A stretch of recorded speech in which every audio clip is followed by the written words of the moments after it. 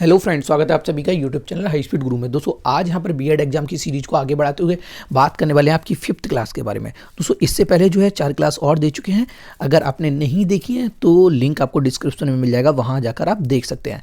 जो आपकी 4th class थी उसमें बाल विकास की अवस्थाओं के बारे में बताया गया है और बाल विकास की कौन कौन सी अवस्थाएँ हैं इस बारे में बताया है। ठीक है दोस्तों, जिसमें रॉस के अनुसार, हरलॉक के अनुसार और कॉल के अनुसार, शैली के अनुसार, इन सभी के अनुसार जो है बाल विकास की अवस्थाएं दी गई हैं। आज दोस्तों हम यहाँ पर जो बात करेंगे वो है शैशवावस्था के बारे में बात करने वाले हैं।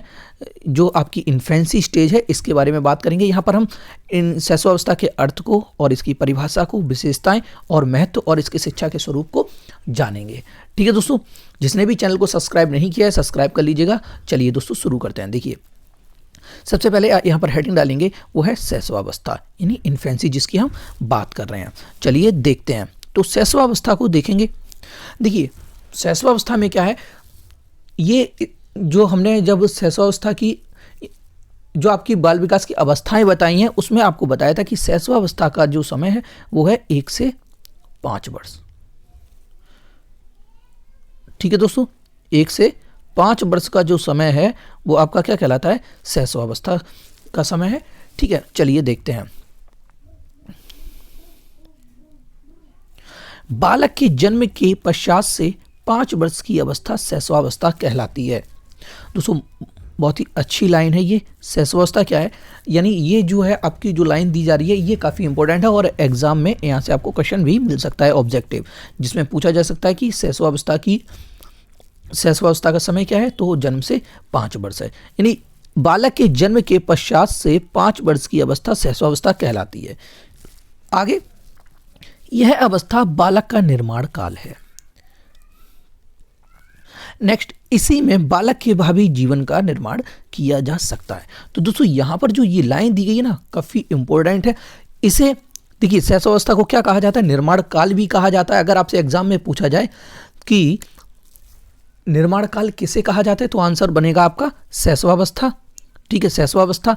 अगर आपसे पूछा जाए कि भावी जीवन का निर्माण काल क्या है तो दोस्तों क्या बनेगा आपका आंसर, तब भी आपका आंसर जाएगा वो शैशवावस्था को जाएगा। तो इस पॉइंट को आप याद रखिएगा। ठीक है, चलिए आगे देखते हैं।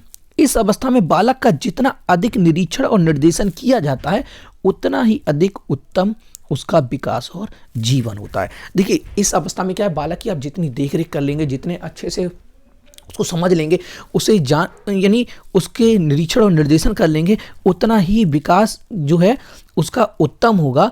ठीक है, उसके जीवन के लिए आगे बहुत ही अच्छा रहेगा। आगे बात करते हैं। यहाँ पर जन्म के उपरांत नवजात शिशु के भार, अंगों और गतिविधियों में 5 वर्ष की अवस्था तक परिवर्तन दिखाई देते हैं। यानी जन्म के उपरांत क्या है, नवजात शिशु के भार, अंगों और गतिविधियों में 5 वर्ष की अवस्था तक क्या है, हमें परिवर्तन दिखाई देते हैं। विकास के साथ साथ इनमें स्वायत्त आने लगता है और विकास के साथ साथ इसमें क्या है, स्वायत्त भी आने लगता है। ठीक है, चलिए अब दोस्तों हम यहाँ पर बात करते हैं। कुछ शैशवावस्था की परिभाषाएं दी जा रही हैं यहाँ पर विभिन्न मनोवैज्ञानिक के अनुसार। आपको दोस्तों यहाँ पर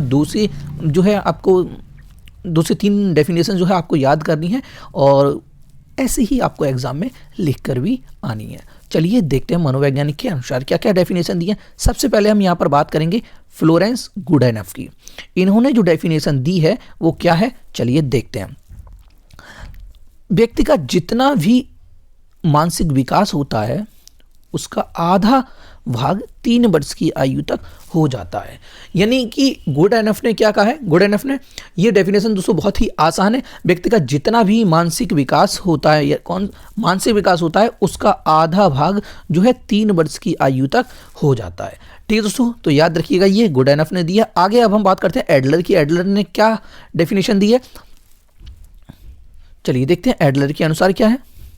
बालक के जन्म के कुछ मास पश्चात ही यह निश्चित किया जा सकता है कि भावी जीवन में कौन सा स्थान ग्रहण करेगा। इन्होंने क्या कहा है कि बालक का जब जन्म हो जाता है उसके कुछ महीनों बाद यह पता लगाया जा सकता है, यह निश्चित किया जा सकता है कि वह भावी आगे आने वाले जीवन में वह कौन सा स्थान ग्रहण करने वाला है। ठीक है, चलिए आगे नेक्स्ट डेफिनेशन जो है आपकी ये स्टोंग ने दी है, इसे देखते हैं स्टोंग ने क्या कहा है।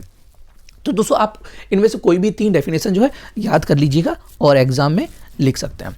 चलिए देखते हैं, जीवन के पहले 2 वर्षों में बालक अपने जीवन का शिलान्यास करता है, परंतु उसकी प्रारंभिक प्रवृत्तियां और प्रतिमान हमेशा बने रहते हैं। ठीक है दोस्तों, ये स्ट्रॉन्ग ने दी है। नेक्स्ट अब हम बात करते हैं यहाँ पर दोस्तों कोठारी आयोग की। कोठारी आयोग ने क्या कहा है दोस्तों, ये भी काफ़ी अच्छी डेफिनेशन है, तो आप लोग देख लीजिएगा इसे। कोठारी आयोग के अनुसार देखिए क्या है डेफिनेशन, शैशवावस्था बालक के शारीरिक, मानसिक और संवेगात्मक विकास के लिए सबसे अधिक महत्वपूर्ण है। देखिए ये जो अवस्था है आपकी शैशवावस्था, ये आपके शारीरिक, मानसिक और संवेगात्मक विकास, चाहे वह आपका शारीरिक विकास हो, मानसिक विकास हो या संवेगात्मक विकास हो, इसके लिए ये क्या है, सबसे अधिक महत्वपूर्ण है।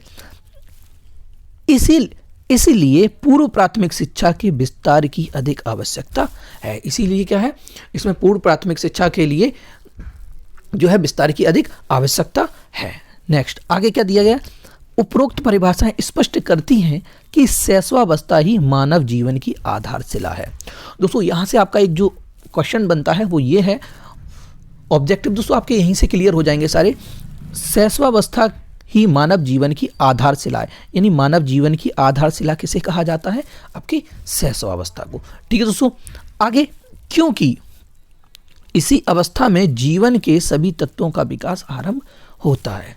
ठीक है दोस्तों, किस लिए कहा जाता है, क्योंकि इसी अवस्था में क्या होता है, मानव के सभी तत्वों का विकास जो है आरंभ होता है। आगे अब हम बात करते हैं यहाँ पर शैशवावस्था की विशेषताओं की। चलिए इसकी विशेषताएं देखते हैं।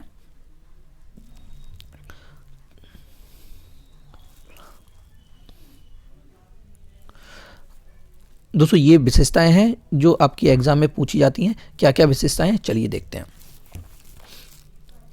शैशवावस्था की मनोवैज्ञानिक ने अनेक विशेषताओं का उल्लेख किया है, इनमें से कुछ नीचे दी जा रही हैं, चलिए देखते हैं क्या क्या है। सबसे पहले यहां पर देखिए, आप लोग हेडिंग को देख लीजिएगा। अगर आपके हेडिंग समझ में आ जाती है तो आप जो है हेडिंग के अंदर क्या होने वाला है वो आप समझ सकते हैं। जैसे आपको सबसे पहली हेडिंग दी जा रही है कि तीव्र शारीरिक विकास, क्या अवस्था, यानी सबसे पहले आपकी क्या दी जा रही है विशेषता, वो है तीव्र शारीरिक विकास, यानी रैपिडली फिजिकल डेवलपमेंट। तीव्र का मतलब आप समझ रहे होंगे, तीव्र का मतलब यानी तेजी से, यहाँ पर जो है बालक का शारीरिक विकास होता है। शैशवावस्था में तीव्र गति से शारीरिक विकास होता है। चलिए देखते हैं आगे क्या दिया गया है। शिशु का आरंभिक 3 वर्षों में शारीरिक विकास बड़ी तीव्र गति से होता है। यानी कि जो आरंभ के जो 3 वर्ष होते हैं बालक के, उसमें जो है शारीरिक विकास कैसा होता है, अति तीव्र गति से होता है। आगे क्या कहा गया है, उसके भार और ऊंचाई में तीव्रता में वृद्धि होती है। उसकी इंद्रियों का, आंतों का, कामेंद्रियों का, मांसपेशियों का और आंतरिक भागों का विकास क्रमिक रूप से होता है। ठीक है दोस्तों, तो ये तो पहली हेडिंग थी आपकी तीव्र शारीरिक विकास। ठीक है दोस्तों, आप हेडिंग को याद रखिएगा और फिर एग्जाम में जाकर आप अपने मन से भी लिख सकते हैं, थोड़ा सा देख लीजिएगा। इसकी दोस्तों पीडीएफ भी दी जाएगी आपको, तो पीडीएफ के लिए आपको टेलीग्राम चैनल ज्वाइन करना होगा, इसका लिंक आपको डिस्क्रिप्शन में मिल जाएगा, जाकर देख सकते हैं। चलिए अब बात करेंगे यहाँ पर तीव्र मानसिक विकास, यानी रैपिडली मेंटल डेवलपमेंट। जो अगला है आपका, यहाँ पर अगली हेडिंग है तीव्र मानसिक विकास। दोस्तों यहाँ पर आप हेडिंग से भी समझ सकते हैं कि यहाँ पर मानसिक विकास जो है इस अवस्था में अधिक तीव्र गति से होता है। तो चलिए देख लेते हैं एक बार। मानव शिशु की विभिन्न मानसिक क्रियाएं जैसे अवधान, कल्पना, संवेदना, प्रत्यक्षीकरण आदि के विकास में अच्छी खासी तीव्रता होती है। शिशु जब तक 3 वर्ष की अवस्था तक पहुंचता है, यानी बालक जो है जब तक 3 वर्ष की अवस्था में पहुंचता है, तब तक उसकी सभी मानसिक शक्तियां जो है सक्रिय रूप से काम करने लगती हैं। यानी बालक जो है जब 3 वर्ष की अवस्था में पहुंचता है तो उसकी जो मानसिक शक्तियां हैं वो क्या है, एक्टिव हो जाती हैं, सक्रिय रूप से जो है काम करने लगती हैं। ठीक है दोस्तों, तो आप लोग वैसे भी जो छोटे बालक होते हैं उन्हें देखते होंगे, आप लोग उनके बारे में भी सोचकर लिख सकते हैं। ठीक है दोस्तों, वो क्या क्या करते हैं जब वो छोटे रहते हैं, यानी शैशवावस्था में रहते हैं तब तक। ठीक है, चलिए आगे देखते हैं। नेक्स्ट है आपकी हेडिंग, वो है सीखने की प्रक्रिया में तीव्रता। चलिए देखते हैं इसमें क्या है। शिशु के सीखने की प्रक्रिया में बहुत तीव्रता होती है और वह अनेक आवश्यक बातों को सीख लेता है। इस अवस्था में क्या है, बालक के सीखने की प्रक्रिया भी तीव्र रहती है। अगले है कल्पना की सजीवता। इसमें क्या होता है, 4 वर्ष के बालक के संबंध में एक अति महत्वपूर्ण बात है उसकी कल्पना की सजीवता। यानी इस अवस्था में जो है बालक में कल्पना की जो है सजीवता रहती है, वह सत्य और असत्य में अंतर नहीं कर पाता है।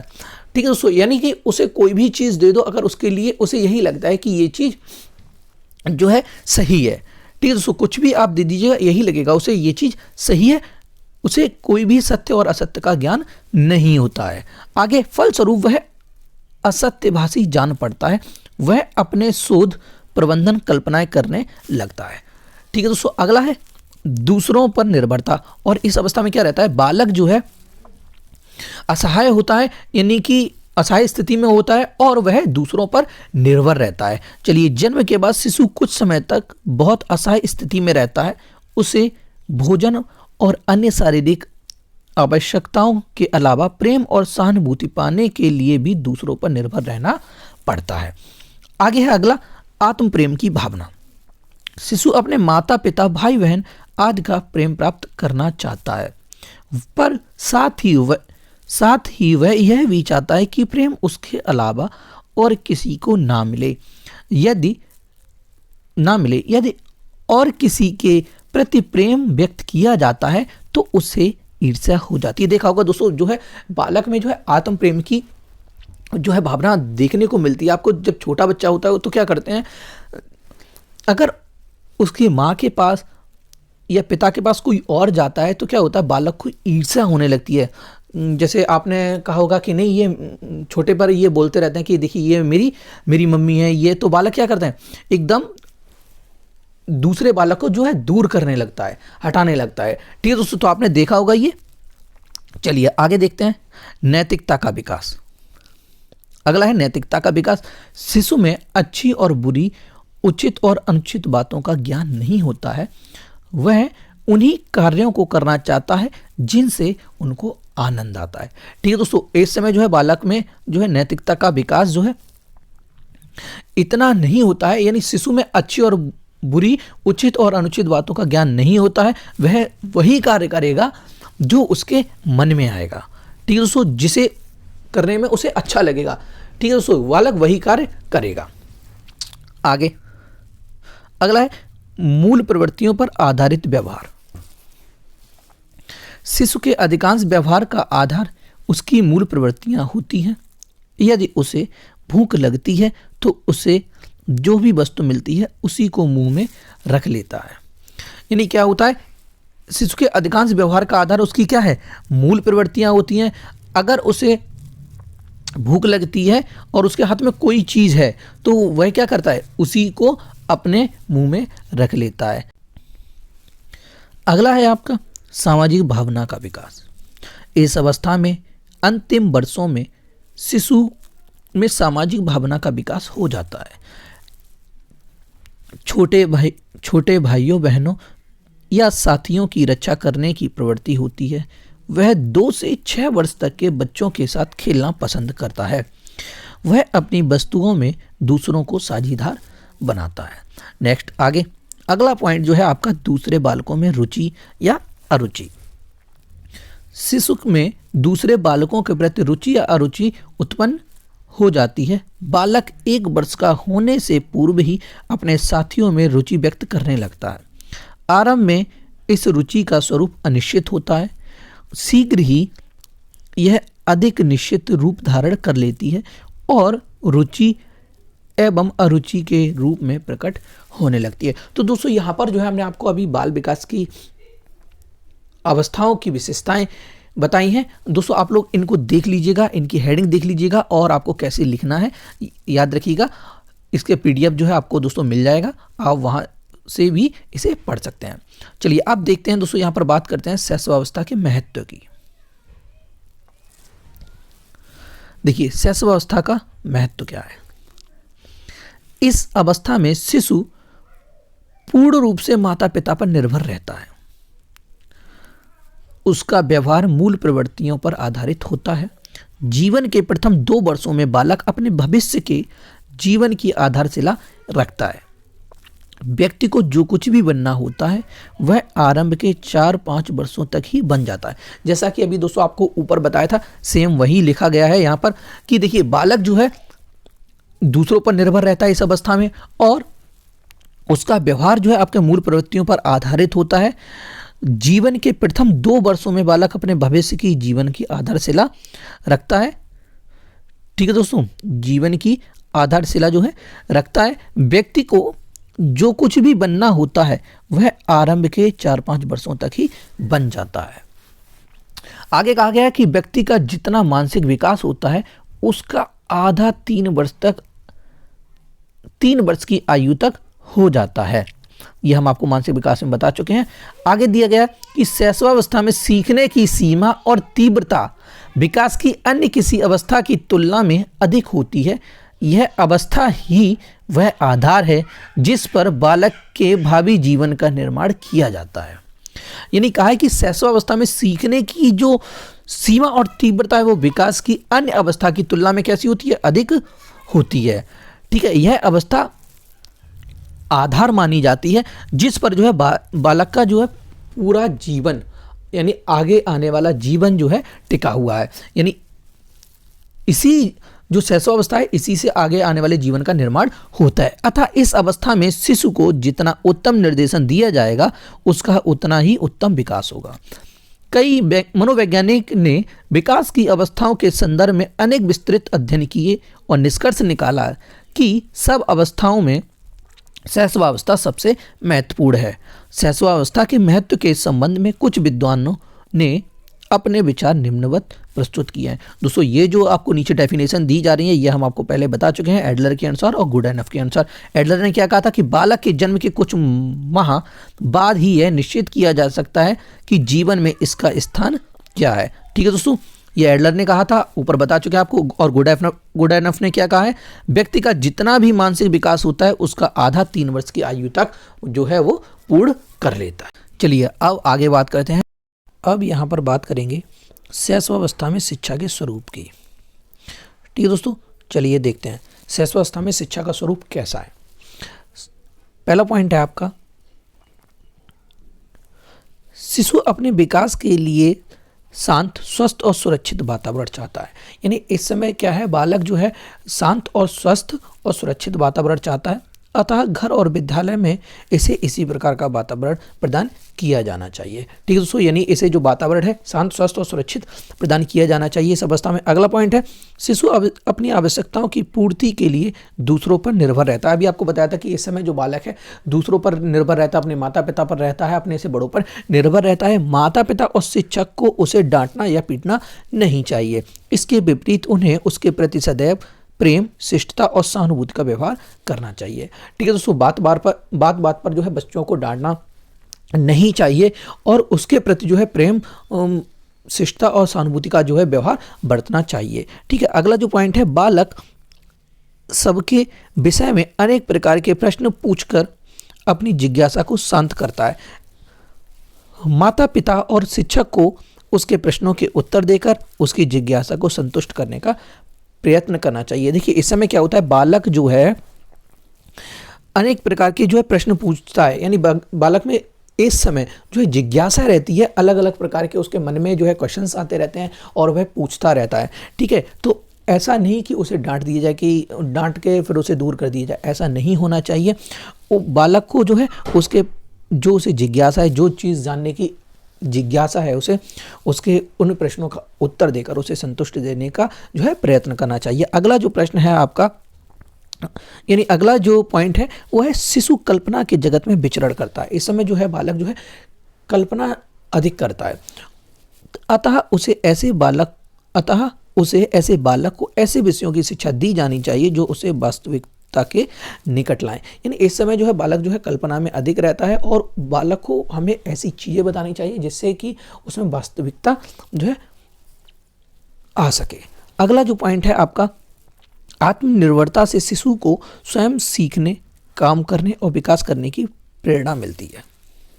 अतः उसको स्वतंत्रता प्रदान करके आत्मनिर्भर बनने का अवसर दिया जाना चाहिए। ठीक है दोस्तों, अगला जो पॉइंट है वो है शिशु में अनेक निहित गुण होते हैं, अतः उसे इस प्रकार की शिक्षा दी जानी चाहिए जिससे उसके इन गुणों का विकास हो। ठीक है, नेक्स्ट अगले पॉइंट की यहां पर बात करेंगे। अगला पॉइंट जो है, अगला पॉइंट है शैशवावस्था के अंतिम भाग में शिशु दूसरे बालकों के साथ मिलना जुलना और खेलना पसंद करता है। यानी इस अवस्था में क्या होता है, इस अवस्था के अंतिम में जो है बालक को जो है दूसरे बच्चों के साथ खेलना अधिक पसंद आता है और उसे इन बातों का अवसर दिया जाना चाहिए ताकि उसे सामाजिक भावना का विकास हो। ठीक है, अगला पॉइंट जो है शिशु में आत्म प्रदर्शन की भावना होती है, अतः उसे ऐसे कार्य करने के अवसर दिए जाने चाहिए जिसके द्वारा उसकी इस भावना को व्यक्त कर सके। ठीक है, अगला पॉइंट है आपका शिशु में मानसिक क्रियाओं की तीव्रता होती है।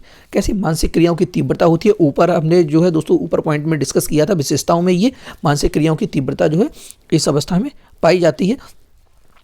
उसे सोचने विचारने के अधिक से अधिक अवसर दिए जाने चाहिए।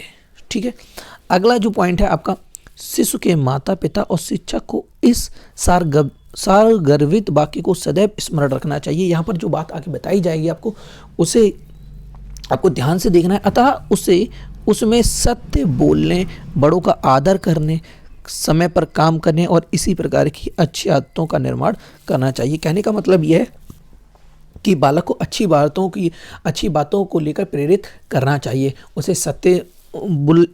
उसे सत्य बोलने, बड़ों का आदर करने, ये सभी बात अच्छी बातें जो है बालक के निर्माण के लिए उसे बताई जानी चाहिए। ठीक है, यानी नैतिकता का पाठ उसे पढ़ाया जाना चाहिए। अगला जो है शिशु के व्यवहार का आधार उसकी मूल प्रवृत्तियां होती हैं, अतः उसका दमन ना करके संभव विधियों से प्रोत्साहन दिया जाना चाहिए। ठीक है, अगला जो पॉइंट है आपका बालक कुछ मूल प्रवृत्तियों के साथ जन्म लेता है जो उसे कार्य करने के लिए क्या प्रेरित करती हैं, अतः उसे उनके अनुसार कार्य करने, शिक्षा प्राप्त करने की स्वतंत्रता दी जानी चाहिए। ठीक है दोस्तों, अब जो आपका लास्ट पॉइंट है वो है शिशु को खेल द्वारा शिक्षा दी जानी चाहिए। बालक को जो है खेल से शिक्षा प्रदान की जानी चाहिए। इसका कारण बताते हुए स्टैंग का कहना है कि शिशु अपने और अपने संसार के बारे में अधिकांश बातें जो है खेल से सीखता है। यानी इस आयु में जो है बच्चे को हो सके तो अधिक से अधिक खेल के द्वारा शिक्षा दी जानी चाहिए। ठीक है, इसी के बारे में स्टैंग का क्या कहना है कि शिशु अपने और अपने संसार के बारे में अधिकांश बातों को जो है खेल के द्वारा ही सीखता है। ठीक है दोस्तों, तो यहाँ पर जो था आज की क्लास आपकी कंप्लीट हुई। कल की क्लास जो होगी आपकी, कल की क्लास में हम लोग बात करेंगे आपकी बाल्यावस्था के बारे में। ठीक है दोस्तों, कल हम बाल्यावस्था को पढ़ेंगे। बाल्यावस्था का अर्थ, परिभाषा और महत्व और उसकी विशेषताएं और शिक्षा का स्वरूप, इन सभी को कल जानेंगे। ठीक है दोस्तों, आज की जो है क्लास कंप्लीट हुई और इसका अगर आप लोगों को पीडीएफ डाउनलोड करना है तो लिंक आपको डिस्क्रिप्शन में मिल जाएगा, वहाँ से जाकर आप पीडीएफ डाउनलोड कर सकते हैं। ठीक है दोस्तों, तो टेलीग्राम पर आपको इसकी पीडीएफ मिल जाएगी। दोस्तों जिसने भी चैनल को सब्सक्राइब नहीं किया है तो चैनल को सब्सक्राइब कर लीजिएगा। ठीक है दोस्तों, जिससे कि आपके आगे आने वाली वीडियो मिल सकें।